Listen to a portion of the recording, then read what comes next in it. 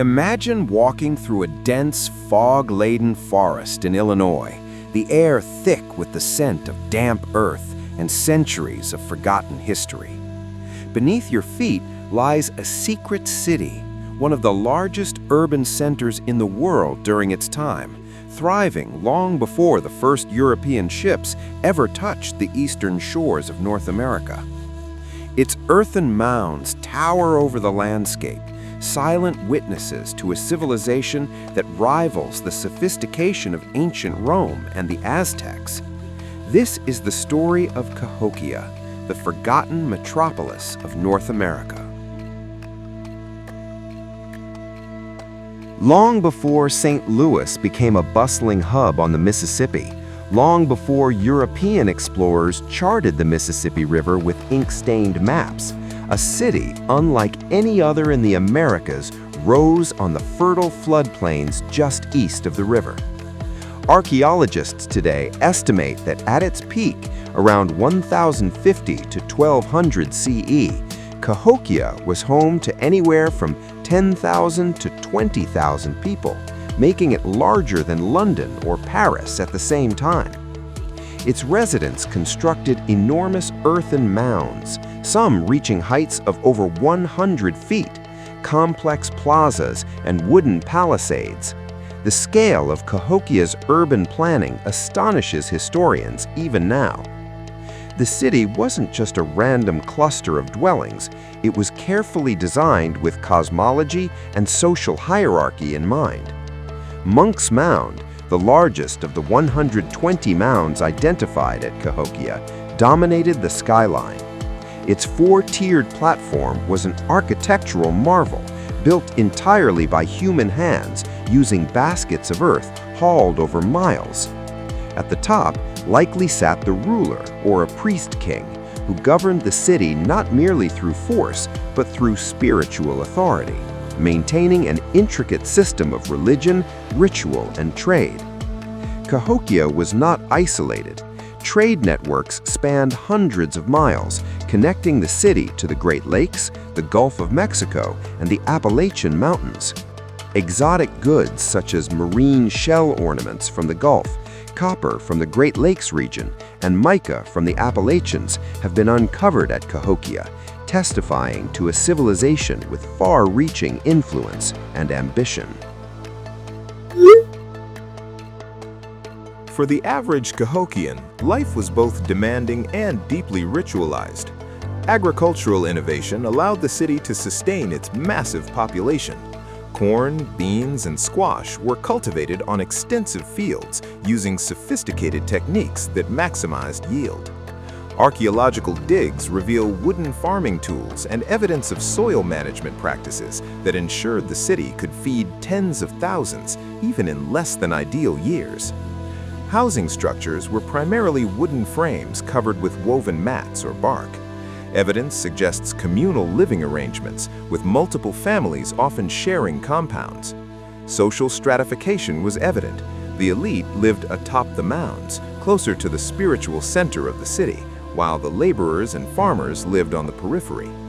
Artisans and craftsmen produced finely crafted pottery, intricately carved stone figurines, and copper jewelry, signaling not just skill, but a cultural emphasis on aesthetics, symbolism, and social status. Religious and ceremonial life dominated the cultural fabric of Cahokia. Scholars believe the city's layout was carefully aligned with astronomical events. Some mounds, like the Woodhenge, an arrangement of timber posts, functioned as solar calendars, allowing the Cahokians to track solstices and equinoxes. This celestial knowledge informed agricultural cycles, rituals, and festivals, binding the population together in shared cosmological belief. Cahokians worshipped a pantheon of deities tied closely to nature, agriculture, and celestial events. The Birdman, a recurring motif in their art, symbolizes both spiritual authority and martial prowess. Archaeologists have uncovered burial sites of elite warriors and priests adorned with elaborate regalia, including copper headdresses, carved shell necklaces, and effigies. These burials suggest that Cahokia's rulers derived legitimacy not only from lineage, but also from their perceived spiritual connection to the cosmos. Rituals could be elaborate and intense. Some sites suggest human sacrifices may have occurred, though scholars debate the extent and nature of such practices. Symbolic artifacts found in mounds, such as severed heads, etched shells, and animal effigies, hint at ceremonies meant to ensure cosmic balance, agricultural fertility, or the appeasement of deities. For outsiders, these practices were astonishing, yet for the Cahokians, they were a vital expression of their worldview and social cohesion. Cahokia's influence extended far beyond its borders. Artifacts from distant regions reveal a city deeply embedded in a continental trade network. Gulf Coast shells reached the city, while Cahokian-crafted goods traveled westward along the Mississippi River. This trade wasn't just about commerce, it was diplomacy. By distributing prestigious goods to allied or neighboring communities, Cahokia's rulers reinforced their political dominance and secured loyalty across a vast area. The city was also a hub for innovation in engineering and urban planning. Streets were laid out in an organized grid system. Drainage ditches managed floodwaters, and wooden palisades provided both defense and delineation of sacred spaces.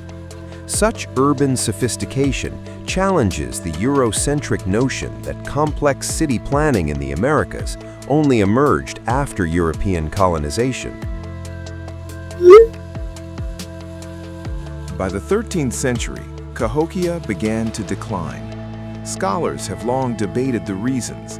Climate change, resource depletion, social unrest, or warfare could all have played a role. The Little Ice Age, beginning around the 1200s, brought unpredictable weather patterns, reducing crop yields and straining the city's ability to feed its population. Evidence of internal conflict, such as burned structures and defensive fortifications, suggests that social upheaval may have accompanied environmental challenges. Despite its eventual abandonment, Cahokia's legacy endured.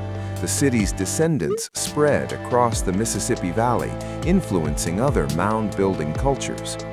European explorers arriving centuries later would find remnants of these earthworks, but much of the knowledge of Cahokia's culture and sophistication was already lost, hidden beneath fields and forests. It wasn't until the 19th century that archaeologists began piecing together the mystery of Cahokia. Early surveys recognized the massive mounds, but it took decades of excavation to reveal the city's true scale and complexity. Today, Cahokia Mounds is a UNESCO World Heritage Site, a testament to the ingenuity of a civilization that flourished in North America long before European contact. Modern archaeology continues to uncover astonishing facts. Ground-penetrating radar has revealed previously unknown mounds and structures. Analysis of pollen and seeds helps reconstruct the city's agricultural practices. Isotopic analysis of bones provides insight into diet, migration, and social status. Every discovery adds a layer of understanding about a city that once rivaled the greatest in the world and yet remains largely invisible in popular history. Cahokia forces us to reconsider the history of North America. It was not a sparsely populated wilderness waiting for Europeans to civilize it. Instead, it was home to sophisticated societies with complex governance, religion, trade networks, and urban planning. The city challenges assumptions, revealing that North America's indigenous peoples were architects, planners, and innovators on a scale comparable to the ancient civilizations of Europe, Mesoamerica, and Asia. For the modern audience, Cahokia is both a marvel and a warning.